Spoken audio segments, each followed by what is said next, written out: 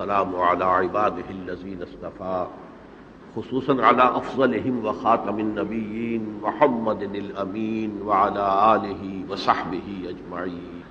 اما بعد فقد قال الله تبارك وتعالى كما ورد في سورة التحريم: اعوذ بالله من الشيطان الرجيم بسم الله الرحمن الرحيم.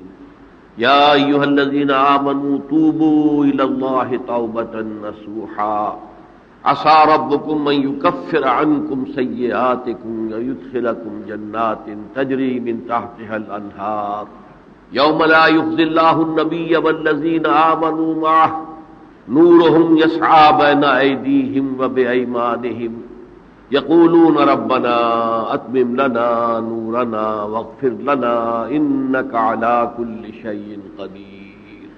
وقال عز وجل كما ورد في سورة النور: وَتُوبُوا إِلَى اللَّهِ جَمِيعًا أَيُّهَا الْمُؤْمِنُونَ لَعَلَّكُمْ تُفْلِحُونَ. وقال جل وعلا كما ورد في سورة الزمر: قُلْ يَا عِبَادِيَ الَّذِينَ أَسْرَفُوا عَلَىٰ أَنفُسِهِمْ لَا تَقْنَطُوا مِن رَّحْمَةِ اللَّهِ إِنَّ اللَّهَ يَغْفِرُ الذُّنُوبَ جَمِيعًا. صدق الله العظيم. رب اشرح لي صدري ويسر لي أمري واحلل عقدة من لساني يفقهوا قولي. اللهم ربنا الہمنا رشدنا واعذنا من شرور انفسنا. اللهم ارنا الحق حقا وارزقنا اتباعه وارنا الباطل باطلا وارزقنا اجتنابه. اللهم وفقنا ان نتوب اليك توبة نصوحا. آمین یا رب العالمین. آپ میں سے بہت سے حضرات کے علم میں ہوگا اخباری اطلاع کی بنیاد پر کہ میری آج کی گفتگو کا موضوع ہے توبہ کی عظمت اور اس کی تاثیر. اس کا پس منظر یہ ہے کہ پچھلے کئی مہینوں سے میری تقریر جو ہے وہ جو اس وقت عالمگیر حالات ہیں اور جو امت کو خطرات درپیش ہیں اور اس کے ضمن میں جو پیشین گوئیاں احادیث نبویہ میں موجود ہیں، جو میں کم سے کم یوں سمجھیے کہ 25 برس سے بیان کرتا آ رہا ہوں، لیکن اب وہ چشم سر کے سامنے آ رہی ہیں. پہلے وہ صرف یہ کہ انسان کو علمی اعتبار سے معلوم تھی، اب وہ صورتحال آنکھوں کے سامنے ہے. تو اس پر چونکہ گفتگو ہوتی رہی، لیکن ہر مرتبہ گفتگو کا اختتام اس پر ہوا کہ اس کا علاج کیا ہے، بچنے کا راستہ کون سا ہے. تو عام طور پر ایک لفظ پر توبہ، البتہ اس میں انفرادی توبہ، اجتماعی توبہ. انفرادی توبہ سے انسان اپنے گناہوں کی سزا سے بچ جاتا ہے. آخرت میں اللہ تعالیٰ اسے اپنے عفو درگزر کا، اپنی رحمت کا، اپنے فضل کا مستحق قرار دے دیتا ہے. لیکن دنیا میں قوم کی حالت نہیں بدلتی جب تک اجتماعی توبہ نہ ہو. اس اجتماعی توبہ کے ضمن میں مختصراً تو میں نے کچھ باتیں عرض کی ہیں، لیکن پھر بھی چونکہ ہر مرتبہ گفتگو کے اختتام پر یہ بات آتی تھی اور وقت ختم ہو رہا ہوتا تھا، لہذا اس کے بارے میں تفصیل سے گفتگو نہیں ہو سکتی. تو آج میں نے طے کیا کہ جو حالات ہیں وہ تو اب سامنے آ رہے ہیں. جو سلسلہ شروع ہو گیا ہے عراق میں، جس کے بارے میں شیرون صاحب یہ کہہ چکے ہیں کہ ان قریب عراق پر ہمارا قبضہ ہوگا، یعنی امریکہ کا نہیں، اسرائیل کا قبضہ ہوگا. اور یہ بات بھی اب سامنے آ چکی ہے کہ مڈل ایسٹ کا پورا نقشہ بدل دینے کا پروگرام ہے. یہ جو مڈل ایسٹ کے ممالک ہیں یہ کب وجود میں آئے تھے؟ پچھلی صدی 20ویں صدی میں جو پہلی جنگ عظیم ہوئی، اس سے پہلے یہ پورا علاقہ سلطنت عثمانیہ میں تھا، خلافت عثمانیہ کے تھا. پورا شمالی افریقہ، پورا یہ مغربی ایشیا، حجاز سمیت سارا معاملہ ایک سلطنت، ایک ملک، خلافت کے تحت. پہلی جنگ عظیم کے بعد پھر حصے بکھرے کیے انہوں نے، جیسے کہ مال غنیمت کو بیٹھ کر بعد میں تقسیم کیا جاتا ہے کہ اس عالم عرب کے جو ہے اب ٹکڑے ٹکڑے کر دو اور انہیں باہم تقسیم کر. مصر، عراق یہ برطانیہ، شام، الجزائر یہ فرانس، لیبیا اطالوی، آگے ہسپانویوں. یہ سارے ٹکڑے جو ہوئے تھے اور ملک بنے تھے، یہ تو اس وقت کی بندرباٹ تھی. اسی طرح اب کہا جا رہا ہے کہ اس جنگ کے بعد حقیقت میں مڈل ایسٹ کا نقشہ تبدیل کر دیا جائے. یہ صرف چینج آف ریجیم نہیں ہے، چینج آف ریجن ہے، علاقے کا. اور اس کو ہم اپنی اصطلاح میں جب کہیں گے تو گویا کہ ایک عظیم تر اسرائیل کے قیام کا منصوبہ ہے جس پر عمل کا آغاز ہو گیا، ورنہ اس جنگ کی کوئی وجہ سمجھ میں نہیں آتی، کوئی جرم ثابت نہیں ہوا صدام کا۔ پہلی خلیج کی جنگ میں تو اس کا جرم ثابت تھا، اس نے کویت پر حملہ کیا تھا، اس وقت تو کوئی جرم سرے سے ہے ہی نہیں۔ ان کے اپنے معاہدہ انسپیکٹر جا کر بتاتے رہے کہ کچھ نہیں دیکھا ہم نے، وہاں کچھ نہیں پایا۔ اس حوالے سے سوچئے کہ کیا جواز، کوئی جواز پوری دنیا میں یہ بات تسلیم کی جاتی ہے کہ بلا جواز حملہ ہے، اور کس قدر شدت سے ہے، کتنی طاقت سے ہے، کتنی قوت سے ہے، کتنی فوجیں آئی ہیں، کتنے جو ہے خلیج کے اندر جہاز کھڑے ہوئے ہیں جن پر سے کہ ہوائی جہاز اڑتے ہیں، کتنے چھوٹے چھوٹے جہاز کھڑے ہوئے ہیں، کہاں کہاں سے حملے ہو رہے ہیں۔ تو اصل میں وہ کتاب الملاحم کے اندر حضور نے جن خبروں کی پیشن گوئی کی تھی وہ اب ہمارے سامنے ہے۔ اسی طرح پاکستان کا معاملہ ہوتے ہوتے رفتہ رفتہ ہمارے گرد گھیرا تنگ ہو رہا۔ ہم پر ایک الزام تو وہ کہتے ہیں کہ آپ چاہے لاکھ دفعہ قسم کھا لیں ہم نہیں مانیں گے، شمالی کوریا کو ایٹمی صلاحیت جو ہے وہ آپ نے فراہم کی، ہمارے پاس ثبوت ہے، اس کے بدلے میں ان سے میزائل ٹیکنالوجی آپ نے لی ہے، ہمارے پاس ثبوت ہے، اور آپ کشمیر میں کراس بارڈر انفلٹریشن اور ٹیررزم کو روک نہیں سکے، آپ نے نہیں روکا ہے۔ اور یہ جو ہے فنڈامنٹلسٹ جو ہیں آپ کے ملک میں سر اٹھا رہے ہیں، 2 صوبوں میں ان کی حکومتیں بن گئی ہیں، اس سے تو اندیشہ ہے کہ کہیں ایٹمی صلاحیت جو ہے آپ کی وہ ان کے ہاتھ میں نہ چلی جائے تو وہ القاعدہ اور ٹیررسٹ کے حوالے پہنچ جائے گی۔ لہذا حالات جو ہے بہت دگرگوں ہیں، اور یہی وجہ ہے کہ اس کا عکس ہمیں نظر آتا ہے۔ بھارت کا جو طرز عمل ہے اس وقت، جس طرح تھریٹننگ انداز اس کا اس وقت ہے، اتنا اس سے پہلے کبھی نہیں تھا۔ وہ کہتے ہیں کہ جو اصول امریکہ نے اختیار کیا ہے کہ جس ملک سے مستقبل میں کوئی اندیشہ ہے اس پر پہلے سے حملہ کرنے کا حق حاصل ہے ہمیں، یہ نہیں کہ اس کا کوئی جرم ثابت ہو، ہمیں اندیشہ ہے لہذا ہمیں حملہ کرنے کا حق حاصل ہے، تو اسی طرح پھر ہمیں بھی پاکستان کے اوپر حملہ کرنے کا حق حاصل ہے۔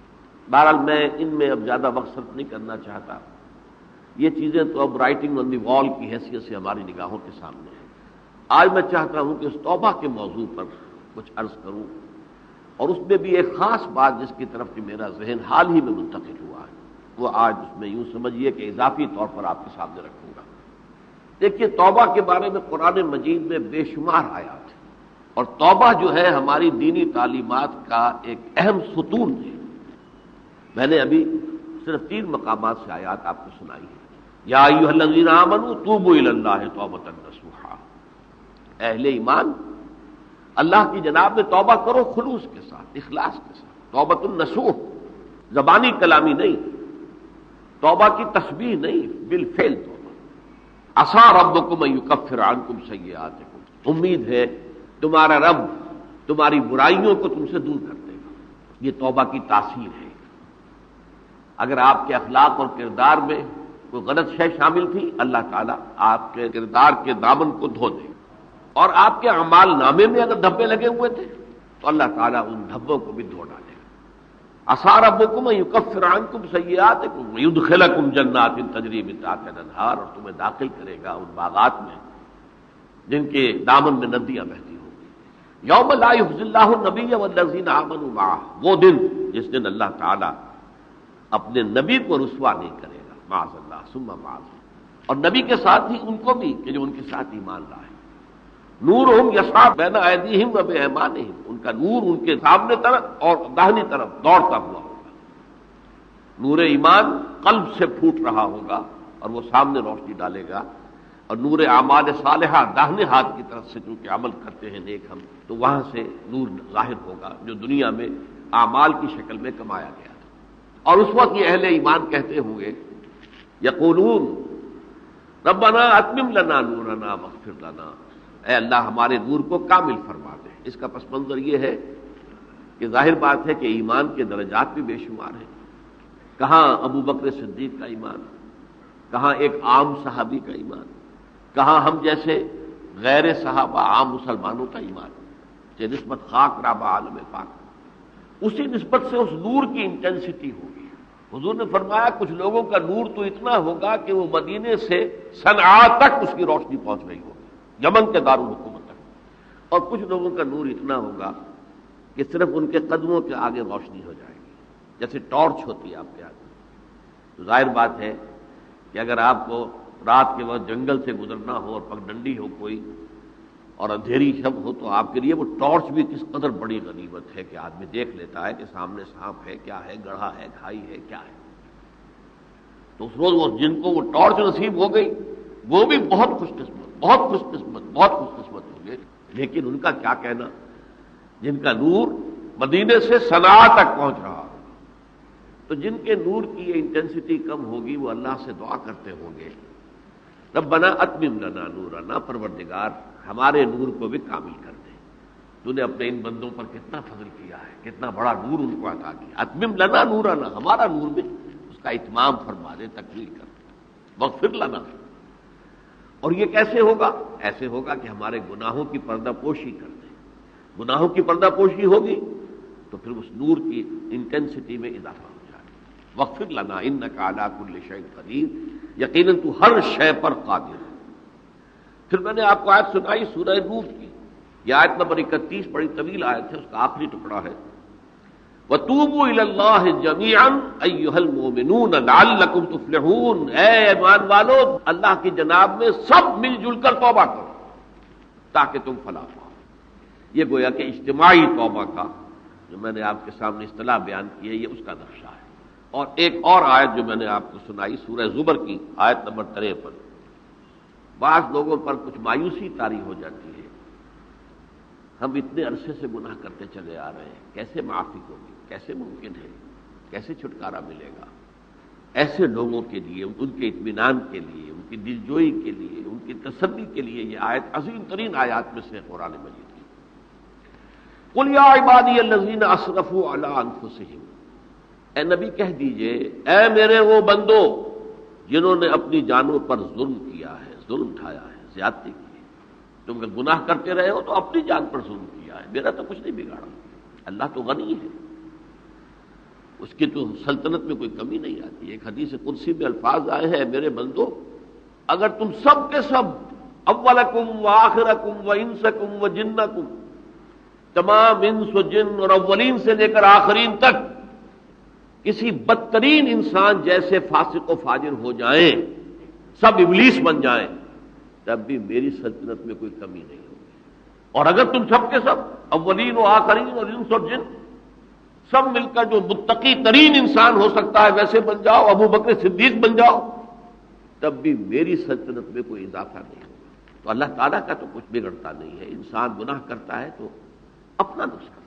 قل یا عبادی الذین اسرفوا علی انفسہم، کہہ دیجئے اے نبی اے میرے وہ بندو جنہوں نے اپنی جانوں پر ظلم کیا ہے، ستم کیا ہے، ظلم ڈھایا ہے، لا تقنطوا من رحمت اللہ۔ میں آج بعض حدیثیں اس موضوع پر آپ کو سناؤں گا، عجیب چشم کشا حدیثیں ہیں۔ میں نے چونکہ اس موضوع پر گفتگو کرنی تھی تو میں نے کچھ اس مرتبہ احادیث کا تفحص کیا، تو واقعہ یہ ہے کہ بعض احادیث پڑھ کر خود میرے علم میں اضافہ ہوا، ادھر میری توجہ آج تک نہیں گئی تھی۔ لا تقنطوا من رحمت اللہ، اللہ کی رحمت سے مایوس مت ہو، ان اللہ یغفر الذنوب جميعا، اللہ تعالیٰ تمام کے تمام گناہ معاف کر دے گا۔ اللہ کی قدرت ہے، اللہ کا اختیار ہے، اللہ کا فیصلہ ہے، لہذا مایوس نہ ہو، اصلاح کرو۔ احادیث تو میں بعد میں آپ کو سناؤں گا، اس سے پہلے اس کا فلسفہ سمجھ لیجئے اصل میں کیا ہے۔ دیکھیے ایک ہے طبیعی اعمال، فزیکل، ان کا ہم دنیا میں اصول یہ دیکھتے ہیں کہ اس کے نتائج لازمی ہو اور ان سے چھٹکارا نہیں مل سکتا۔ آپ نے سنکھیا کھایا ہے تو مریں گے، آپ نے خودکشی کا ارادہ کیا، سنکھیا کھا لیا، اب چاہے آپ پر ندامت ہو، پشیمانی ہو، پریشانی ہو، توبہ کرے، آپ کو بچنے کا کوئی سوال نہیں ہے، مرنا ہی مرنا۔ اتنا یہ کہ اللہ تعالیٰ جو ہے اپنی معجزانہ کسی قدرت سے اس عمل کا جو طبعی نتیجہ ہے اس کو نکلنے سے روک دے۔ آگ کی فطرت ہے کہ وہ جلاتی ہے، اللہ کے حکم کے تحت حضرت ابراہیم کو اس نے نہیں جلایا، یا نار کونی بردن وسلام علی ابراہیم۔ لیکن یہ ہمیشہ نہیں ہوتا، یہ تو ایک دفعہ ہو گیا بس۔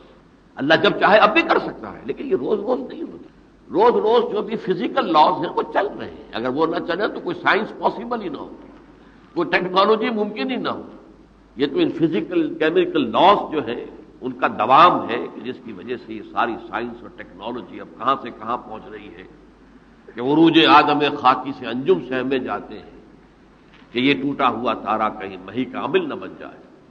تو یہ توبہ جو ہے فزیکل اعمال میں مفید نہیں ہے، چاہے آپ پر یہ احساس میں کیا کر بیٹھا، کیا میں نے کیا، کیوں میں نے کھا لیا، یہ سب کیا، تو اب اثر کرے۔ جو اخلاقی اعمال ہیں ان کا قانون یہ نہیں ہے، اخلاقی اعمال کے نتائج ختم ہو جاتے ہیں توبہ کے ساتھ۔ یہ ایک بہت بڑا قانون ہے، بہت بڑا قانون۔ ایسا نہیں ہے کہ کسی گناہ سے انسان کی فطرت میں کوئی ایسی مستقل کجی واقع ہو جائے کہ جس کی اصلاح کی کوئی صورت ہی نہ ہو، یہ نہیں ہے۔ بڑے سے بڑے گناہ، بڑے سے بڑے گناہ توبہ کرو، خلوص سے دل سے کرو، جو اس کے اصول ہیں، جو اس کے قواعد ہیں، جو اس کے ضوابط ہیں، جو اس کی شرائط ہیں، ان کو پورا کرو۔ تو بڑے سے بڑے اعمال، برے سے برے اعمال، میں حدیثیں آج آپ کو سناؤں گا، حیران کروں، کیونکہ عام طور پر یہی ہوتا ہے کہ مواعظ میں چونکہ لوگوں کو اصلاح کی ترغیب دلانی ہوتی ہے تو وہ جو انذار کا پہلو ہے اسے زیادہ نمایاں کیا جاتا ہے۔ اللہ کی طرف سے شدید ذو انتقام، اللہ انتقام لینے والا ہے، اللہ سزا دینے والا ہے، لیکن یہ دوسرا پہلو جو ہے وہ بھی اپنی جگہ پر بہت اہمیت کا حامل ہے کہ طبیعی اعمال کے نتائج اور عواقب اور اخلاقی اعمال کے نتائج و عواقب یہ ایک جیسے نہیں ہیں۔ اب اس معاملے میں تاریخ مذاہب عالم میں جو بہت بڑی غلطی ہوئی، بہت بڑی غلطی ہوئی، بہت بڑی غلطی ہوئی، تورات میں حضرت آدم اور حوا علیہ السلام سے جو غلطی اور خطا ہو گئی تھی، آپ اندازہ کیجئے کیا مقام اللہ نے عطا کیا تھا، سارے فرشتوں کو ان کے سامنے سجدہ کروا دیا تھا، اور ایک ہی حکم تو دیا تھا نا کہ اس درخت کے قریب نہ جانا، اور تو ابھی کوئی شریعت نہیں تھی، کوئی لمبے چوڑے احکام نہیں تھے، کھاؤ جہاں سے چاہو، اس ایک درخت کے پیچھے پاس نہ جانا، وَلَا تَقْرَبَا هَٰذِهِ الشَّجَرَةَ فَتَكُونَا مِنَ الظَّالِمِينَ۔ اور وہی کام کر بیٹھے حضرت آدم اور حضرت حوا علیہ السلام۔ کتنا بڑا گناہ، کتنا بڑا گناہ، کتنا بڑا گناہ، لیکن قرآن نے وضاحت کر دی کہ آدم نے توبہ کی، اللہ نے معاف کر دیا۔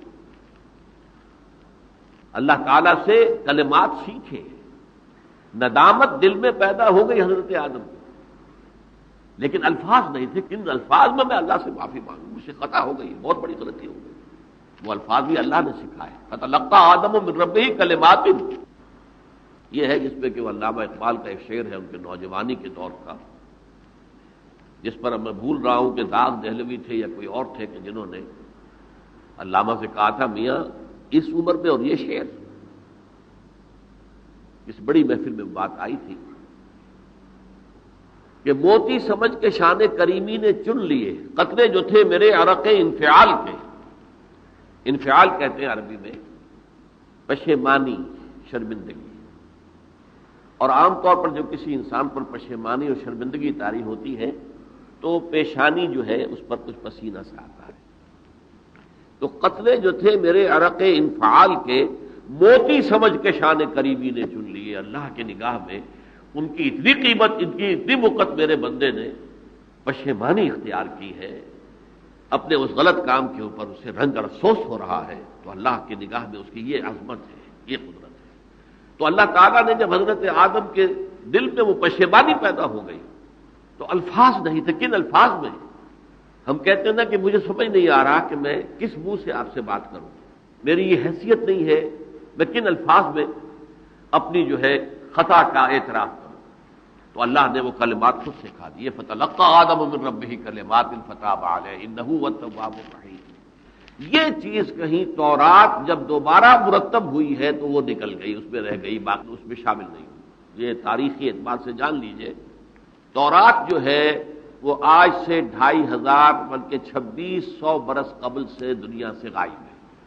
یہ تورات کا جو نسخہ تھا یروشلم میں 587 قبل مسیح میں جب نبوکدنضر نے، شاید آج کل آپ دیکھ رہے ہوں یہ عراق کی جنگ میں عراق کے جو خاص ڈویژنز ہیں عراقیوں کے ریپبلکن گارڈز کے، ان میں سے ایک کا نام جو ہے وہ نبوکدنضر ڈویژن ہے، ایک کا حمورابی ڈویژن ہے۔ حمورابی جو ہے عراق کا بہت پرانا بادشاہ تھا اور تاریخ انسانی میں سب سے پہلا قانون اس نے مرتب کیا تھا، حمورابی، یہ بہت پرانی تہذیب ہے، دنیا کی غالباً سب سے زیادہ اینشنٹ تہذیب جو ہے وہ عراق کی ہے۔ حضرت ابراہیم یہیں پیدا ہوئے شہر عور میں۔ تو نبوکدنضر نے جب تباہ کیا تھا یروشلم کو، 6 لاکھ آدمیوں کو قتل کیا اور 6 لاکھ کو قیدی بنا کر لے گیا بیبیلونیا، بابل کا لفظ بھی آج کل آ رہا ہے۔ کسی زمانے میں وہ عظیم شہر تھا دنیا کا، اب وہ معمولی سا شہر رہ گیا ہے، نئے شہر بڑھ گئے۔ تو اس وقت سے اس نے جب یروشلم میں جو ہیکل سلیمانی حضرت سلیمان کی بنائی ہوئی مسجد تھی اس کو جب گرایا ہے، اس کے بعد سے وہیں پر وہ نسخہ رکھا ہوا تھا تورات کا، پھر دنیا میں وہ نسخہ اب نہیں ہے۔ یہودیوں کا کہنا ہے کہ موجود ہے مسجد اقصی کے نیچے، وہ جب اس نے گرایا تھا تو جو نیچے تہخانے تھے وہ نہیں گرے تھے، وہ محفوظ رہے تھے، اوپر ملبہ آ گیا، اور وہیں پر وہ تورات اور وہ تابوت سکینہ جس میں حضرت موسیٰ کا عصا بھی رکھا ہوا ہے اور بہت سے وہ من اور سلوہ کے بھی کچھ نمونے رکھے ہوئے ہیں، وہ تابوت سکینہ اس کا قرآن مجید میں سورہ بقرہ میں ذکر ہے، وہ بھی موجود ہے، اور جو ربائی وہاں اس وقت تھے ان کے علماء، ان کی لاشیں بھی وہاں پڑی ہوئی ہیں۔ وہ جب ہم کھدائی کریں گے تو دنیا میں سامنے آ جائے گی۔ لیکن بہرحال اس وقت جو مجھے کہنا تھا وہ یہ کہ چونکہ اصل تورات اس وقت گم ہو گئی، 150 سال کے بعد اسے پھر یادداشتوں سے کچھ مرتب کیا گیا تو اس میں غلطیاں پیدا ہو گئی۔ اب انسانی یادداشت کا معاملہ آ گیا، انہی میں سے ایک بڑی غلطی یہ ہوئی، اومیشن یہ ہوئی کہ حضرت آدم نے جو توبہ کی اور اللہ نے قبول فرما لیا، اس کا ذکر اس میں نہیں ہے۔ اس سے نتیجہ عیسائیوں نے کیا اختیار کیا کہ وہ اوریجنل سن کہتے ہیں اسے، وہ جو ابتدائی گناہ تھا عظیم جو ہمارے جد امجد آدم سے سرزد ہوا تھا، اس گناہ کا اثر جو بھی بچہ نسل آدم میں پیدا ہوتا ہے وہ لے کر آتا ہے۔ یہ زمین و آسمان کا فرق ہے۔ اسلام کے نزدیک ہر بچہ جو پیدا ہوتا ہے وہ معصوم ہے، بلکہ مسلم ہے۔ کل مولود یولد علی الفطرہ، جو بھی بچہ پیدا ہوتا ہے وہ فطرت اسلام پر پیدا ہوتا ہے۔ ابواہ یحودانہ او یمجسانہ او ینصرانہ، یہ تو والدین ہیں اس کے جو اسے مجوسی یا عیسائی یا یہودی بنا لیتے ہیں، ورنہ وہ تو مسلمان ہوتا ہے، فطرت کی کلین سلیٹ لے کر آتا ہے۔ عیسائیت کہتی ہے کہ ہر انسان جو پیدا ہوتا ہے بنیادی طور پر گناہ گار ہے، اپنے جد امجد کے گناہ کا بوجھ لے کر آ رہا ہے۔ اب اس کا علاج انہوں نے پھر کیا تجویز کیا، یہ ہے کہ ایک غلطی پر دوسری غلطی اور دوسری پر تیسری غلطی، خشت اول چون حد بیمار کج تاثریہ بھی ربت دیوار کج۔ اب اللہ نے جب دیکھا اب تو ہر بندہ جو ہے آدم کی اولاد کا بنیادی طور پر پیدائشی طور پر گناہ گار ہے، تو اب کیا کیا جائے؟ تو اللہ نے اپنا اکلوتا بیٹا، صلبی بیٹا مسیح، اسے زمین پر بھیجا۔ یہ الفاظ میرے ہیں کہ اسے قربانی کا بکرا بنا کر اور ان سب کی طرف سے قبول کر لیا، گناہ گاروں کی طرف سے، کہ ان کے گناہ کا کفارہ ہو جائے گا جو عیسیٰ کو مان لے۔ یہ عقیدہ ہے عیسائیت۔ جڑ کیا ہے کہ گناہ ہو گیا تو گناہ کا اثر تو رہے گا۔ قرآن یہ کہتا نہیں، اللہ دھو دیتا ہے، تمہاری سیرت و کردار کے اوپر بھی جو داغ ہیں دھل جائیں گے، اور تمہارے نامہ اعمال میں جو دھبے ہیں وہ بھی دھل جائیں گے۔ توبہ کرو، توبوا الی اللہ توبۃ نصوحا، کرو وہ توبہ کے جو بالکل خلوص دل کے ساتھ ہو۔ اب میں ذرا آپ کو کچھ احادیث سنانا چاہتا ہوں، ایک طرح کا یہ تبشیر کا پہلو ہے آج ہماری گفتگو میں کہ جو نمایاں ہوگا۔ یہ بعض احادیث تو چھوٹی چھوٹی ہے اور یہ بہت مرتبہ میری گفتگو میں آ چکی ہیں، صرف اس وقت حوالہ دے کر گزر جاؤں گا۔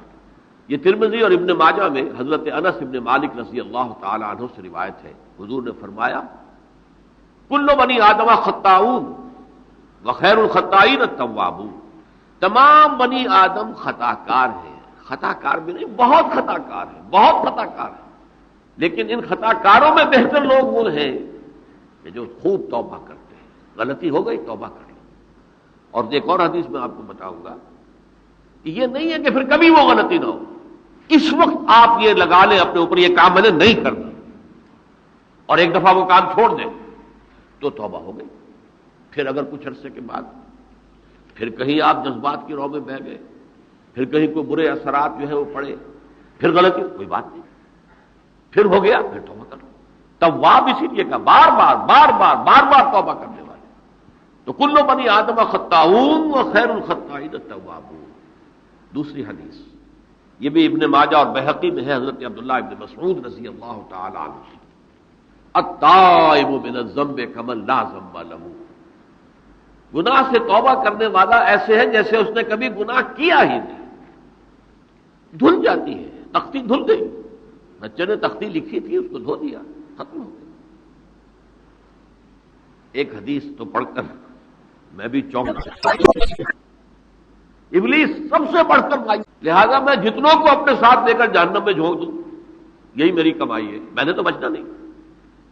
تو ابلیس کہتی ہے اس کو جو انتہائی مایوس، مبلس، جو رحمت خدا بندی سے مایوس ہو چکا. اب اس کو دور کرنے کے لیے حدیث سنیے، اور یہ حدیث مسلم شریف کی ہے، صحیحین کے اندر، حضرت ابو ہریرہ سے. حضور فرماتے ہیں والذی نفسی بیدہ، قسم ہے اس ذات کی جس کے ہاتھ میں میری جان ہے، لو لم تذنبوا، اگر تم لوگ گناہ نہ کرتے، لذهب اللہ بکم، تو اللہ تعالیٰ تمہیں لے جاتا کہیں اور، ولجاء بقوم یذنبون، اور پھر کسی ایسی مخلوق کو پیدا کرتا ہے جو گناہ کرتے، فیستغفرون لہ، اور پھر وہ اللہ سے استغفار کرتے اور توبہ کرتے، فیغفر لہم، اور اللہ تعالیٰ انہیں معاف کر دیتا. تو میں نے عرض کیا کہ یہ بعض چیزیں ہوتی ہے کہ جن کا واقع سے کوئی تعلق نہیں ہوتا، لیکن ایک زور بیان کے لیے، ایک بات کو ایمفیسائز کرنے کے لیے، جیسے قرآن مجید میں آتا ہے، اے نبی کہہ دو ان کان للرحمن ولد فانا اول العابدین، اگر اللہ کا کوئی بیٹا ہو تو میں سب سے پہلے میں اس کو پوجوں گا.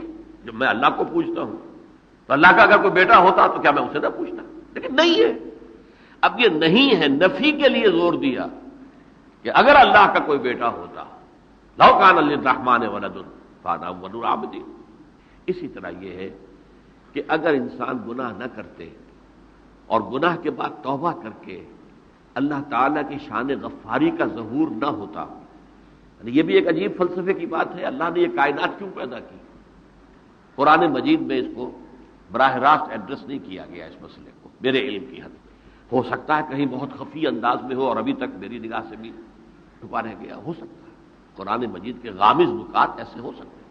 میں تو کہتا ہوں کہ اگر کوئی شخص کہتا ہے، میرے بارے میں ایک عالم دین نے کہہ دیا تھا کہ اسے قرآن پر بڑا عبور حاصل ہے، تو میں نے انہیں پیغام پہنچایا، جن صاحب نے مجھے ان کا یہ جملہ سنایا تھا کہ آپ نے قرآن کی توہین کی ہے. قرآن پر عبور کسی انسان کو نہیں ہو سکتا. عبور کا مفہوم کیا ہے؟ دریا کے دو کنارے ہیں، آپ اس کنارے سے اس کنارے چلے گئے تو آپ نے عبور کیا دریا. قرآن کے کنارے ہے ہی نہیں، لا پیدا کنار. لہذا یہ کہہ دینا کسی کے بارے میں. اب انہوں نے تو ایک طرح سے میری تعریف کی تھی، میرے ایک ساتھی سے جملہ کہا تھا، ان کے وہ عزیز تھے، تو گویا کہ وہ جو میری تنظیم میں تھے ان کو خوش کرنے کے لیے کہہ دیا ہو، یا جو بھی ہو، ان کے دلی جذبات ہو سکتا ہے کہ میں نے کہا انہیں یہ پیغام پہنچا دیجیے آپ نے قرآن کی توہین کی ہے. قرآن پر عبور کسے ہو سکتا ہے؟ نہ معلوم کتنے مقامات ہیں کہ جہاں امام راضی بھی کھڑے ہوئے ایسے نظر آتے ہیں، دہشت زدہ. اعلم من هذا المقام مقام غامض مہیب عمیق، ہوشیار کے رہ بردم تیغست قدم رہا، ہوشیار ہو جاؤ، یہ بڑا خطرناک مقام ہے، بہت مشکل مقام ہے، اس کی تہ تک پہنچنا کسی کے لیے ممکن نہیں ہے. سورہ حدید کی آیت هو الاول والآخر والظاہر والباطن پر یہ الفاظ ہیں جو امام راضی نے لکھے. تو اس لیے میں آپ سے عرض کر رہا ہوں کہ یہ کہنے کا انداز ہے، والذی نفسی بیدہ لو لم تذنبوا، اس ہستی کی قسم جس کے ہاتھ میں میری جان ہے، اگر تم گناہ نہ کرتے. تو میں عرض کر رہا تھا تو اللہ کی شان غفاری کیسے ظاہر ہوتی؟ اللہ نے کائنات کیوں پیدا کی؟ کنت کنزا مخفیا فاحببت ان اعرف فخلقت الخلق. محدثین کرام اگرچہ اس حدیث کی سند کو پختہ نہیں مانتے، لیکن اکثر مفسرین نے اس کو تسلیم کیا ہے. علامہ آلوسی نے تسلیم کیا کہ میں ایک چھپے ہوئے خزانے کے مانند تھا. اب خزانہ کہیں پڑا ہے، اس کا حاصل کیا ہے؟ وہ تو کہیں کھلے، کسی کے پاس جائے، کوئی اسے فائدہ اٹھائے تب تو کوئی فائدہ ہوا نا. تو کن تو کنزن مخفیا، میرے اندر طاقت تھی، قوت تھی، خلاقی تھی، میری شانیں ساری میرے اندر ہی اندر تھی نا. کن تو کنزن مخفیا فاحببت ان اعرف، تو میں نے یہ چاہا کہ مجھے پہچانا جائے. فخلقت الخلق، تو میں نے خلق کی تخلیق کی ہے. اب مجھے پہچانو اس کائنات کے لیے سے، یہ میری تخلیق ہے. آؤ دیکھو، ایک مصور اپنی تصویروں کی نمائش لگا، دیکھو میرے شاہکار، آؤ دیکھو یہ میرے فن کے کمال کے نمونے، آؤ دیکھو. تو یہ ہے سب. دیکھو زمین آسمان، ان فی خلق السماوات والارض واختلاف اللیل والنہار والفلک التی تجری فی البحر بما ينفع الناس وما انزل اللہ من السماء من ماء فاحیا به الارض من بعد موتها، یہ ساری آیات ہیں، غور کرو۔ اور اسی لیے انسان کو پیدا کیا جس میں یہ فیکلٹی آف اپریسیشن، اللہ کے حسن و جمال و کمال کو پہچاننے کی صلاحیت ہے۔ ورنہ ظاہر بات ہے کہ یہ جمادات کیا پہچانیں گے اللہ کو، یہ پہاڑ کیا پہچانے گا اللہ کو؟ اللہ کو پہچاننے کی صلاحیت انسان میں ہے۔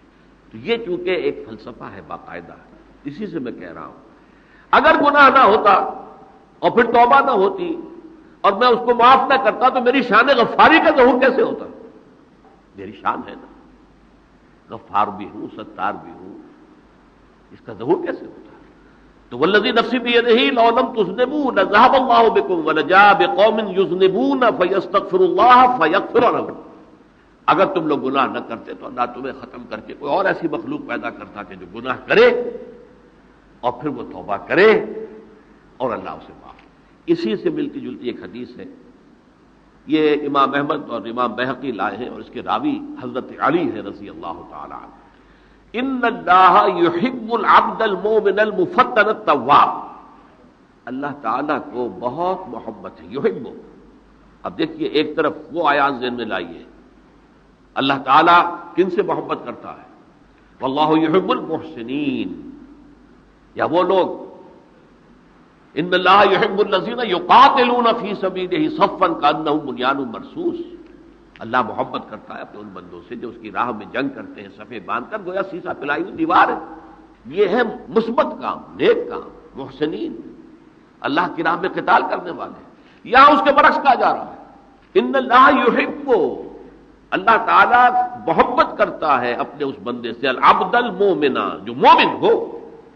اس کی ایک اور بڑی پیاری حدیث آئے گی، المفتن التواب، جو بہت فتنوں میں مبتلا ہو جاتا ہو اور پھر بہت توبہ کرتا ہو، مفتن التواب، لیکن ساتھ ہی پلٹتا ہو، رجوع کرتا ہو، پھر اللہ کے حضور میں حاضر ہوتا ہو، پھر معافی مانگتا ہو۔ اللہ تعالیٰ کو اپنا ایسا بندہ بہت پسند ہے۔ اب میں کچھ اور حدیثیں آپ کو سنا رہا ہوں۔ توبہ کا دروازہ دو اعتبارات سے کہا گیا ہے کہ ایک وقت آنے پر بند ہوتا ہے۔ ایک حدیث کے تو الفاظ میں نوٹ کر کے نہیں لایا ہوں کہ اللہ تعالیٰ نے توبہ کا ایک دروازہ اتنا چوڑا کھلا رکھا ہوا ہے کہ جس کو عبور کرنا جو ہے وہ سال ہر سال میں ممکن ہو، اور یہ بند نہیں ہوتا جب تک کہ سورج مغرب سے طلوع نہ ہو جائے۔ یہ قیامت کی جو آخری، قریب قیامت کی جو آخری نشانیاں ہیں ان میں سے وہی حدیث میں آپ کو سنا رہا ہوں، عن ابی ہریرہ رضی اللہ تعالی عنہ، اور یہ مسلم شریف کی روایت ہے، من تاب قبل ان تطلع الشمس من مغربها تاب اللہ علیہ، سورج کے مغرب سے طلوع ہونے سے قبل تک جو لوگ توبہ کریں گے اللہ تعالیٰ ان کی توبہ قبول کر لے گا۔ البتہ جب وہ قیامت کی وہ نشانی ظاہر ہو جائے کہ سورج مغرب سے طلوع ہو رہا ہے، اب دروازہ توبہ کا بند ہے۔ اب اس کے بعد اگر توبہ کوئی کرتا ہے تو اللہ تعالیٰ اس کی توبہ کو قبول نہیں کرے۔ یہ تو اجتماعی سطح پر ہوئی۔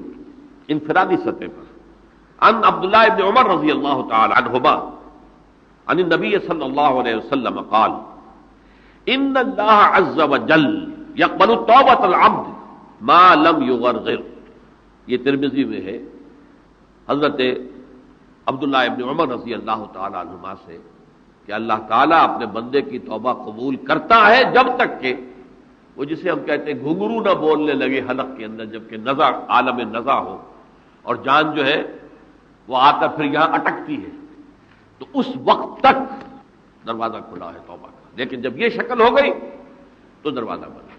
یہ انفرادی سطح پر ہو گیا، جب آپ کے موت کے آثار اتنے واضح ہو گئے کہ اب جا رہے ہیں، اب توبہ کریں گے تو توبہ قبول نہیں ہوگی۔ اجتماعی سطح پر جب قیامت جو ہے اس کی وہ گھڑی آ گئی کہ سورج مغرب سے طلوع ہو گیا، اب توبہ کا دروازہ بند۔ ایک اور حدیث ہے جو میں نے بہت مرتبہ اس کا ترجمہ تو آپ کو بہت دفعہ سنایا ہے، آج میں چاہتا ہوں اس کو پورے متن کے ساتھ آپ کے سامنے رکھوں۔ یہ حضرت انس ابن مالک رضی اللہ تعالی عنہ سے مروی روایت ہے، جو حضور کے خادم خاص تھے، اور یہ متفق علیہ بھی ہے، یعنی بخاری میں بھی ہے، مسلم میں بھی ہے، لیکن تھوڑا سا فرق ہے الفاظ کا۔ تو جو مسلم شریف کی روایت ہے اس کے الفاظ کیا ہیں؟ للہ اشد فرحا بتوبۃ عبدہ حین یتوب الیہ، جان لو اللہ تعالی کو زیادہ خوشی ہوتی ہے اپنے کسی گناہ گار بندے کی توبہ سے جبکہ وہ توبہ کرتا ہے۔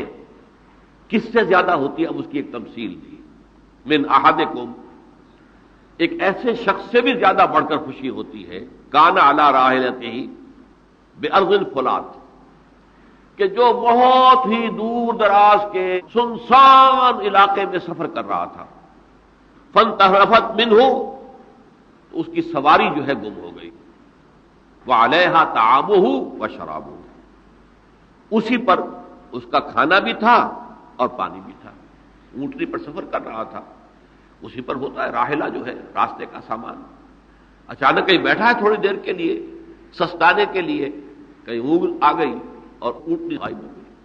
اب آنکھ کھلی اور اس نے دیکھا، فَأَيَّسَ مِنْهَا، تلاش کر کر کے مایوس ہو گیا، کہیں اونٹنی کا سراغ نہیں۔ اب ظاہر بات ہے کسی صحرا میں یہ کیفیت، اس کا مطلب کیا ہے؟ یقینی موت۔ فَأَتَىٰ شَجَرَةً فَاسْتَجَعَ فِي ظِلِّهَا وَقَدْ أَيَسَ مِنْ رَاحِلَتِهِ، تو وہ ایک درخت کے نیچے اس کے سائے میں آ کے لیٹ گیا، گویا کہ موت کی امید میں۔ فَبَيْنَهُمَا وَهُوَ كَذَلِكَ إِذْ هُوَ بِهَا قَائِمَةٌ عِندَهُ، اس کی کہیں دوبارہ آنکھ لگی ہے، جو کھولا تو دیکھتا ہے اونٹنی تو موجود ہے، کھڑی ہے، تو وہ فوراً اس کی وہ جو رسی ہے وہ پکڑتا ہے، فَأَخَذَ بِخِتَامِهَا ثُمَّ قَالَ مِن شِدَّةِ الْفَرْحِ، اب جو اسے مسرت ہوئی اس کا آپ اندازہ کر سکتے ہیں، ایک یقینی موت کا معاملہ آ چکا تھا، اور اچانک اللہ تعالیٰ نے وہ کھوئی ہوئی اونٹنی جو ہے وہ واپس دلا دی۔ تو وہ کہنا تو یہ چاہتا تھا، اللہ تو میرا رب ہے، میں تیرا بندہ ہوں، لیکن جسے ہم کہتے ہیں کہ خوشی کی انتہا فرط مسرت میں ایسی زبان لڑکھڑائی، اس نے کہا اللہم انت عبدی وانا ربک، اے اللہ تو میرا بندہ ہے، میں تیرا رب ہوں، یہ کہہ بیٹھا۔ تو یہ کیا ہے؟ فرط مسرت جسے آپ کہیں، خوشی کی انتہا، کہ جس میں انسان جو ہے اتنی بڑی خطا کر بیٹھتا ہے۔ اللہ کو اپنے کسی گناہ گار بندے کی توبہ سے اس سے بھی زیادہ خوشی ہوتی۔ اب ظاہر بات ہے کہ یہ تماثیل کس لیے ہے؟ بعض حقائق اتنے لطیف ہوتے ہیں کہ ان کو بیان نہیں کیا جا سکتا بتمام و کمال، تو مثالوں کا سہارا لیتے ہیں۔ اللہ کو کتنی خوشی ہوتی، کیا سمجھیں گے ہم؟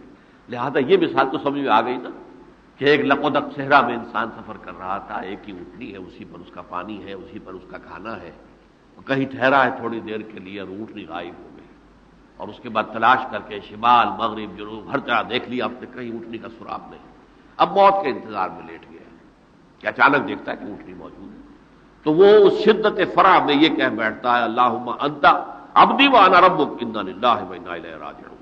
اب دیکھیے ایک حدیث وہ آ رہی ہے، اور اس کو یوں سمجھیے، اللہ تعالیٰ نے جو انسان پیدا کیے ہیں ان کے مزاج مختلف ہیں۔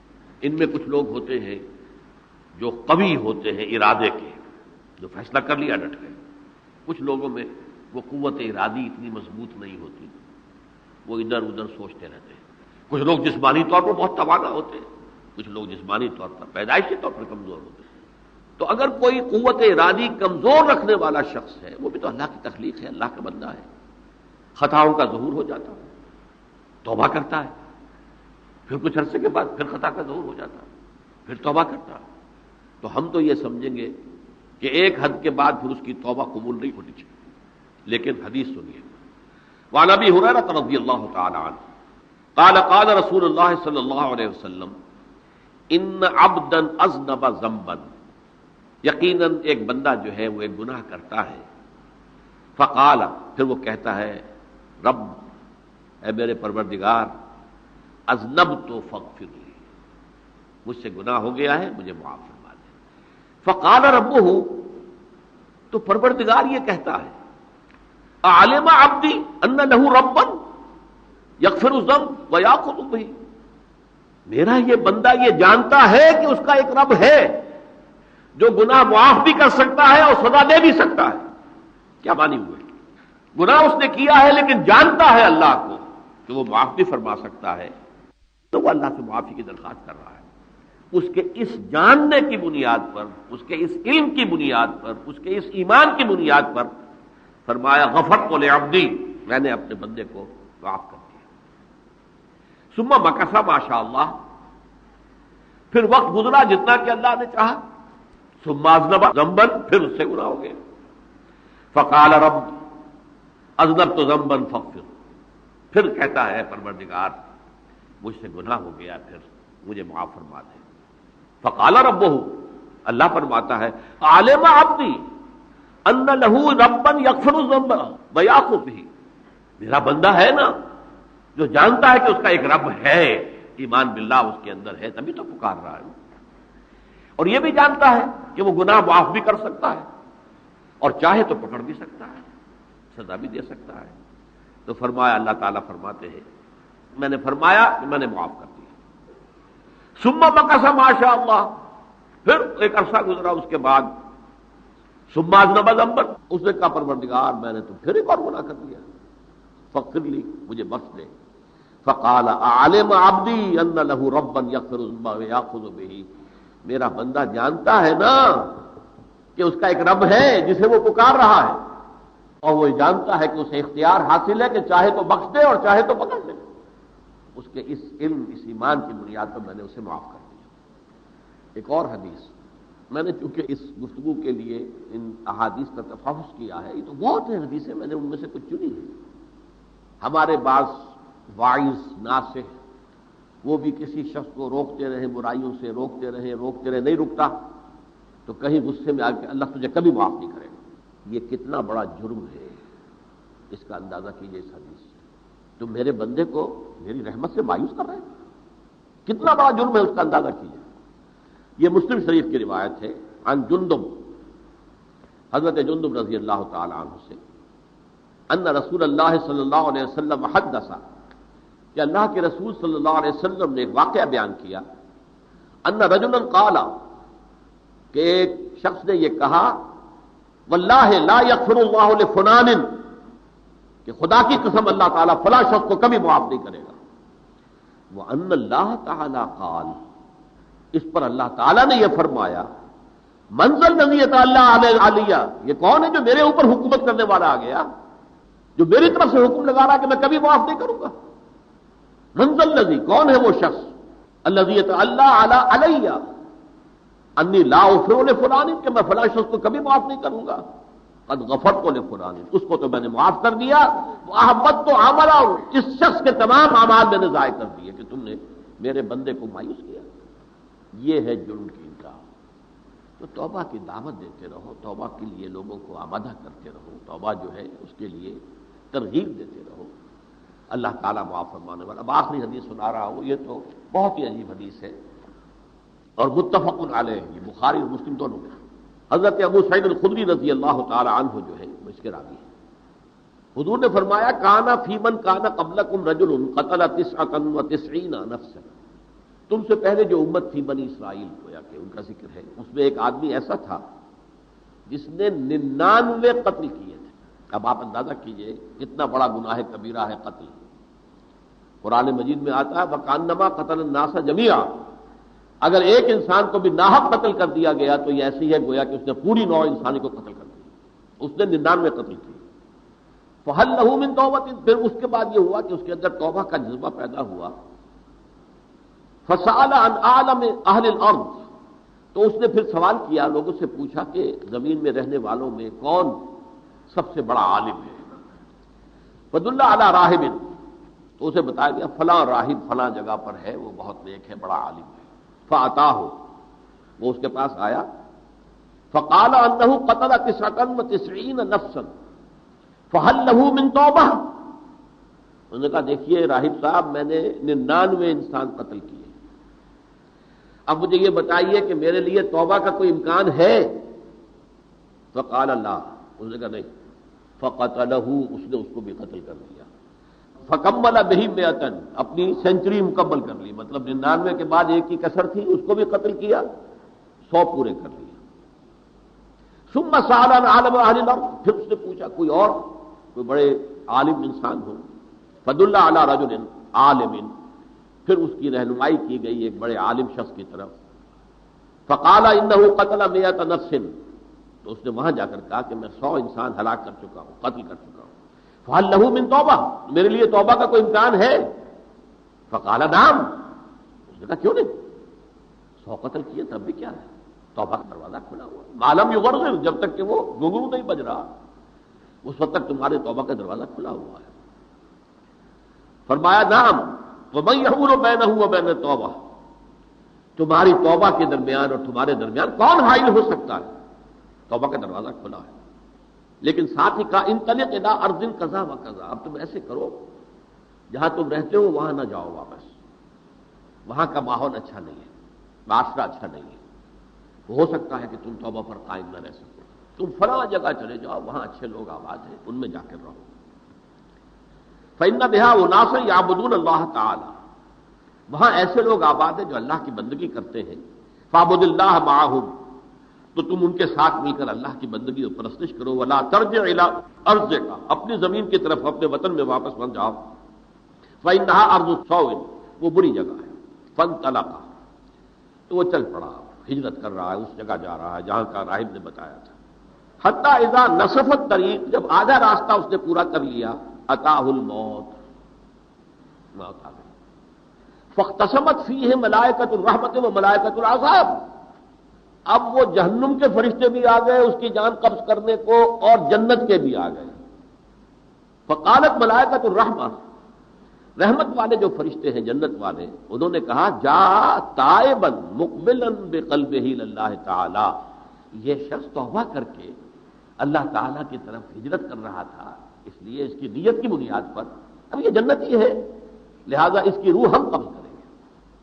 وقالت الملائکۃ العذاب، اور وہ جو عذاب والے فرشتے ہیں وہ کہیں گے انہ لم یعمل خیرا قط، اس نے توبہ کے بعد کوئی نیک عمل تو کیا ہی نہیں، تو کس بنیاد پر اس کو تم جنت میں لے جاؤ گے، اس کو تو دوزخ میں جانا چاہیے۔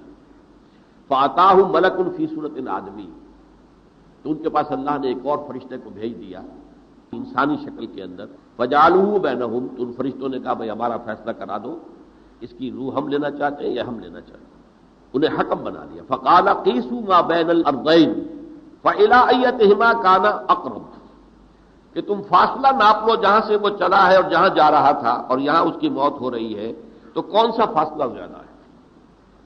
جب ناپا گیا، بلکہ ایک حدیث میں آتا ہے کہ اس پر اللہ نے زمین کو جو ہے حکم دے دیا، ایک طرف والی زمین تو سکڑ جا، دوسری والی جو ہے تو پھیل جا، تاکہ وہ جو جدھر وہ جا رہا تھا وہ زیادہ قریب ہو جائے بنسبت اس کے کہ جہاں سے وہ چلا تھا۔ تو اس فیصلے پر جو رحمت کے فرشتے تھے وہ اس بندے کو لے گئے جنت کے اندر۔ یہ ہے توبہ کی عظمت اور اس کی تاثیر۔ اب آئیے اجتماعی توبہ کا طریقہ کار جو میں نے بہرحال بیان کیا ہے، پہلے افراد توبہ کریں اور صحیح توبہ کریں۔ صحیح توبہ کیا ہے؟ ہماری زندگیوں میں کوئی حرام شے ہے فوراً نکال باہر کریں، ہماری معاشرت میں اور اس معاشرے میں رہتے ہوئے جو قانون ہے جس کے ہم پابند ہیں، ہم کسی زانی کو رجم نہیں کر سکتے، ناممکن ہے، یہ تو قانون ہی بنے گا تب ہوگا نا۔ ہم کسی چور کا ہاتھ نہیں کاٹ سکتے، تو قانون بنے گا تو ہوگا۔ تو ہم جن چیزوں پر عمل نہیں کر سکتے قانوناً، ان کے علاوہ باقی پوری شریعت جس پر عمل کیا جا سکتا اس پر عمل پیرا ہو جائے۔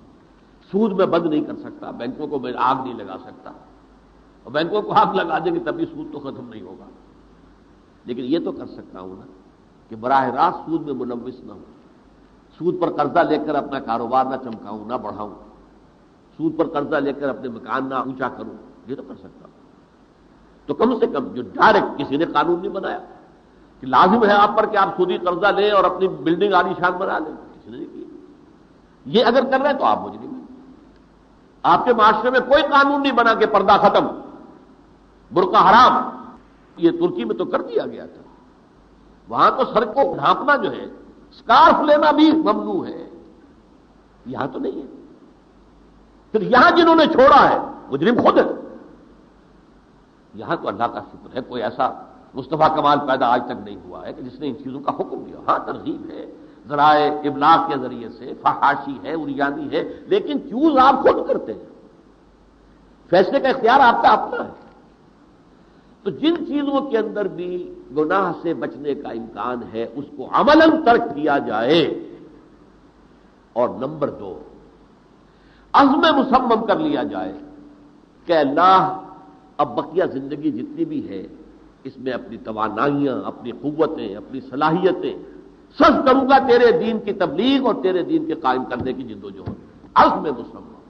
یہ لوگ اگر 14 کروڑ میں 14 لاکھ بھی ہو جائیں، بہرحال 2-4 کی توبہ کرنے سے ملک کی قسمت نہیں بدلتی۔